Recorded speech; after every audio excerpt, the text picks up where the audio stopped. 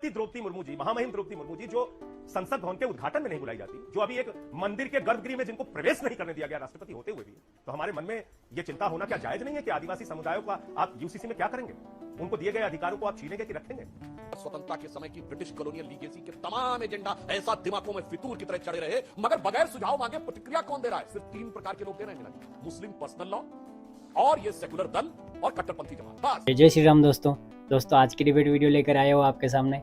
UCC को लेकर मोदी सरकार ने यूसीसी को लाने का पूरा मन बना लिया है, जिसको लेकर डिबेट हो गई थी।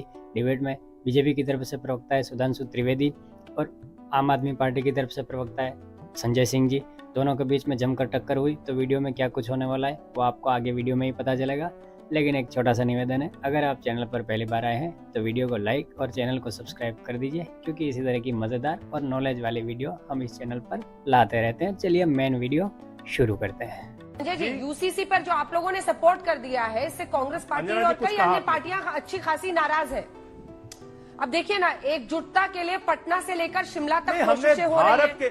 वो कह रहे हैं कि वहां पर आप लोग ऑर्डिनेंस का सपोर्ट मांग रहे थे और मल्लिकार्जुन खड़गे साहब ने स्नब कर दिया। मतलब उन्होंने कह दिया कि अभी उसके लिए वेट कीजिए, अभी उस पर बात करने नहीं आए हैं। तो फिर ये विपक्षी एकजुटता जो यूसीसी पर भी होनी है, अन्य मुद्दों पर होनी है, कैसे पार्टी कि मैं ये कह रहा हूं कि कांग्रेस पार्टी इस काला अध्यादेश के समर्थन में है कि खिलाफ में है। वो अपना जब अपना पक्ष रखेंगे, सार्वजनिक करेंगे तो सबको पता चल जाएगा, पूरे देश को।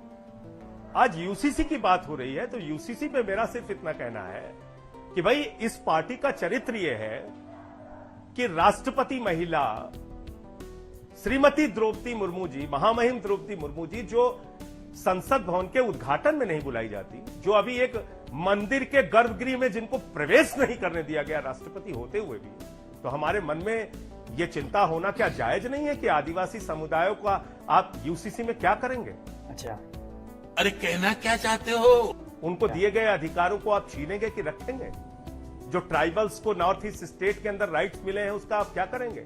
इवन हिमाचल प्रदेश का मैंने उदाहरण दिया, उनको जो राइट्स मिले हैं उसका आप क्या करेंगे? तो ये हमारी चिंता है। इसको इस रूप में लीजिए, सबको बुलाइए।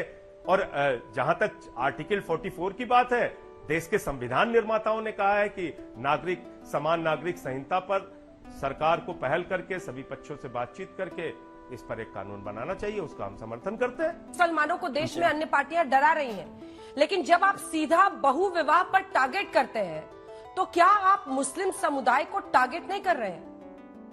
जो लोग ये कहते हो कि बहु विवाह को टारगेट करते हैं, मतलब मुस्लिम समाज को टारगेट करते हैं, यानी 21वीं सदी की इस दुनिया में खड़े होकर वो ये कहते हैं कि बहु विवाह का अधिकार होना चाहिए, यानी महिलाओं की हैसियत यह होनी चाहिए।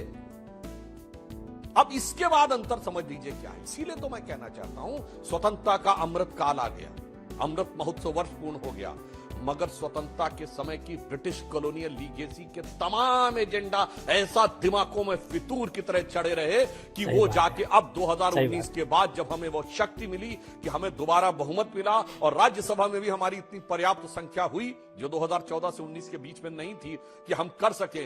धारा 370 टेम्परेरी एंड ट्रांजिएंट लिखा गया था। कहते हैं चर्चा करो, चर्चा करो, चर्चा करो। 67 साल चर्चा होती रही, 70 साल चर्चा होती रही। राम जन्मभूमि का विषय चर्चा करो, समाधान ऐसे निकलेगा, चर्चा करो। वैसे ट्रिपल तलाक चर्चा करो, मतलब 3 तलाक पर भी बहस हो रही थी। और आज कहा जा रहा बहु विवाह का मतलब मुसलमानों को टारगेट करना है, इसीलिए मुसलमानों को उस स्थिति में जाकर पहुंचाया। मैं एक ईमानदारी से बात कहना चाहता हूं, यदि सबको जनधन योजना मिले, इसमें कोई किसी को समस्या नहीं थे, सबको आयुष्मान भारत में स्वास्थ्य कवर मिले, सबको उज्ज्वला योजना में सब कुछ मिले, सबको नल से जल मिले, सबको बिजली पानी सड़क मिले, मुस्लिम समाज के 70% लोग हैं जिन्हें किसी न किसी एक योजना का लाभ अवश्य मिला, यह समानता है। सबका एक समान दंड भी हो, यानी चोरी करना हो, यदि हत्या से लेकर चोरी डकैती सबके ऊपर एक समान कानून लागू हो, तो उसके बाद अगर सिर्फ इतना कह दिया जाए कि रजिस्ट्रेशन कराना पड़ेगा, एक पत्नी एक पति का सिद्धांत लागू हो जाए, तो इसमें क्या समस्या है?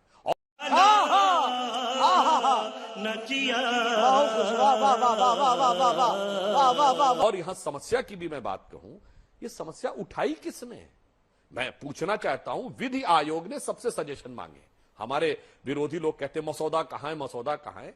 विधि आयोग बाकायदा एक कॉन्स्टिट्यूशनल संवैधानिक आयोग है जिसने सुझाव मांगे 14 जुलाई तक दीजिए सुझाव, मगर बगैर सुझाव मांगे प्रतिक्रिया कौन दे रहा है? सिर्फ 3 प्रकार के लोग दे रहे हैं अंजना जी, मुस्लिम पर्सनल लॉ और ये सेकुलर दल और कट्टरपंथी जमात, बस और कुछ नहीं। इसका मतलब बहुत साफ है कि मुस्लिम समाज के कुछ कट्टरपंथी समूह जो महिलाओं के अधिकारों को दबा कर रखना चाहते हैं, उनके माध्यम से मुस्लिम वोटों की तिजारत कितनी आसानी से की जा सके, इसके लिए सेकुलर दलों के बीच की ये जवाबी कव्वाली है। बस इतना ही इसका लेना देना है, अन्यथा न इसका संविधान से लेना देना है, न संविधान निर्माताओं की भावना से, न सर्वोच्च न्यायालय की भावना से, न समानता की भावना से, न सेकुलरिज्म की भावना। दोस्तों देखा आपने कैसे संजय सिंह ने जो जनता को भ्रमित करने की कोशिश की और अपने टूटे फूटे तर्कों से यूसीसी के विरोध में जनता को खड़े करने की कोशिश की कि कांग्रेस पार्टी और बाकी सारी पार्टियां और आम आदमी पार्टी ने भले ही इसका समर्थन किया हो, लेकिन उनकी अंतर्भावना उसके विरोध की ही है। उनका मानना है कि मोदी सरकार की नीयत ठीक नहीं है। अरे नीयत क्या, विधि आयोग ने आपसे राय मांगी, आप अपनी राय दीजिए, अभी तक मसौदा तैयार ही नहीं है।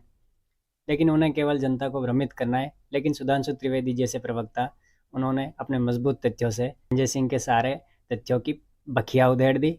उम्मीद है बहुत जल्दी पार्लियामेंट में यूसीसी आने वाला है। दोस्तों उस दिन का इंतज़ार है। मिलते हैं किसी अगले वीडियो में, तब तक के लिए जय हिंद, वंदे मातरम।